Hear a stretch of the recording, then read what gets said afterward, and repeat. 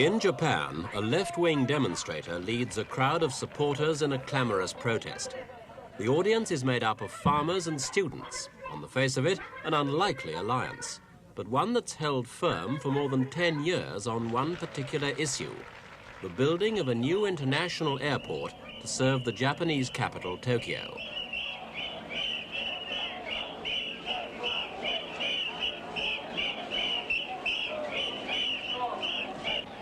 In the past, many of the demonstrations have been very violent, as the airport's opponents have fought a long rearguard action against the government and police. By Japanese standards, this one was fairly mild. No one was hurt, and only 62 people were arrested.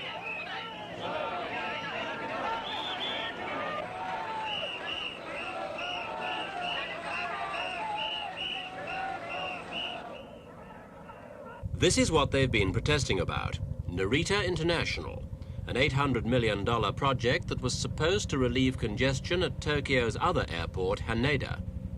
Narita was designed to handle more than 5 million passengers a year. Most of the complex, the terminal buildings, the runways and control tower were completed over 4 years ago. But owing to the opposition campaign, the first plane has yet to land here, the first passengers still to embark. Before the airport came, Narita was a small farming community 40 miles east of Tokyo, lying in some of the most scenic countryside in southern Japan. When the bulldozers moved in to begin clearing the 40-square-mile site in 1966, local farmers began to organize their opposition. 350 families were persuaded to sell their land, but others decided to hold out.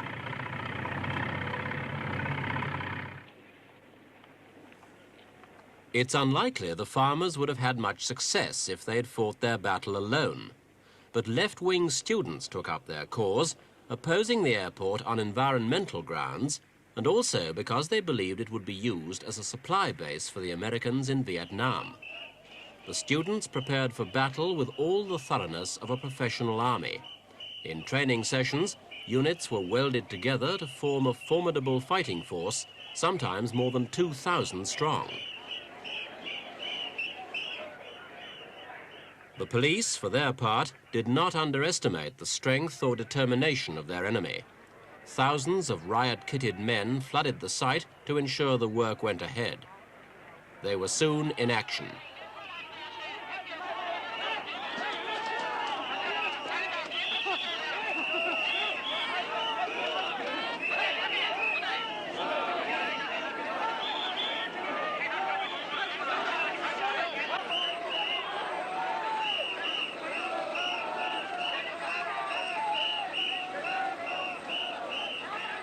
The police always won these battles in the end, but no sooner had they established their control than the students returned to start the battles afresh. Some farmers who refused to give up their land barricaded themselves into underground bunkers and tunnels which they stocked with food. So deeply were some embedded that even when the police reached them, it took hours, and on occasions days, to dislodge them.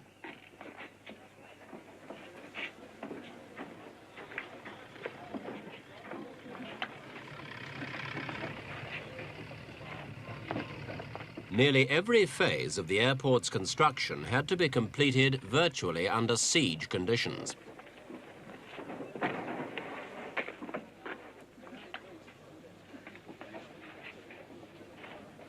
By 1971, Narita was half finished, and it was at this stage that the worst clashes occurred. The demonstrators erected makeshift forts around the 3 runways and near the terminal buildings and prepared for the inevitable confrontation. It came on September 17th, when 5,000 police attacked the student positions. The battle lasted all day, the worst rioting Japan had seen since World War II.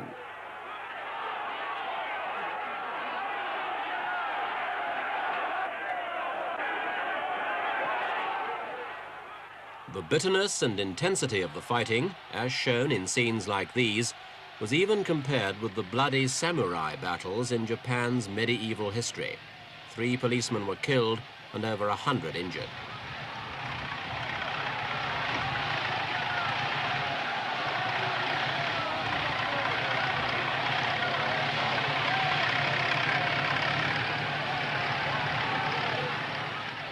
At the end of the day, the police stormed the stockades. Cranes and bulldozers were then called in to demolish the protesters' watchtowers.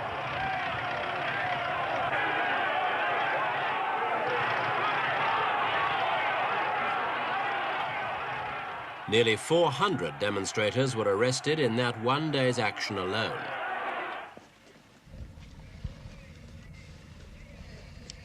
In the aftermath of the 71 riots, both police and demonstrators kept a lower profile. The protest went on, but it took a quieter, yet oddly enough, even more effective form.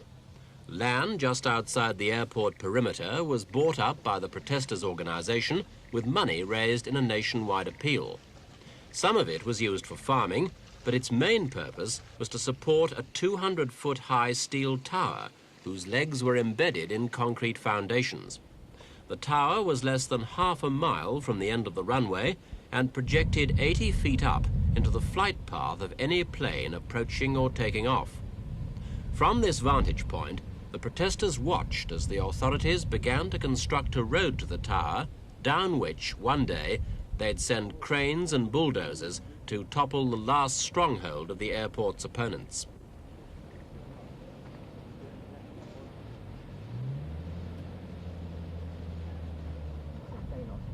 Inside the tower's stockade, the demonstrators' prayer tags call on the help of the Almighty. But the temporal leader of the struggle is Isaku Tamura, a frail 65-year-old businessman who's determined to continue the fight despite his pessimism about the outcome. No chance. No chance. Do you think there'll be more? Is he prepared to defend this stockade, even at the risk of violence and people being killed? 暴力があってもね、やっぱりまだいつまでもね、戦うつもりですか。暴力があっても、あくまでも戦う。あくまでも。どこまでも戦う。Yeah, we'll fight right to the end, even if there is violence. The struggle will continue. 3 lives, 6,000 casualties, 4 years delay. Those are Narita's enormous costs to add to the financial investment.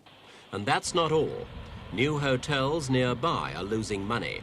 They opened a year ago after government promises to get the airport operational within months.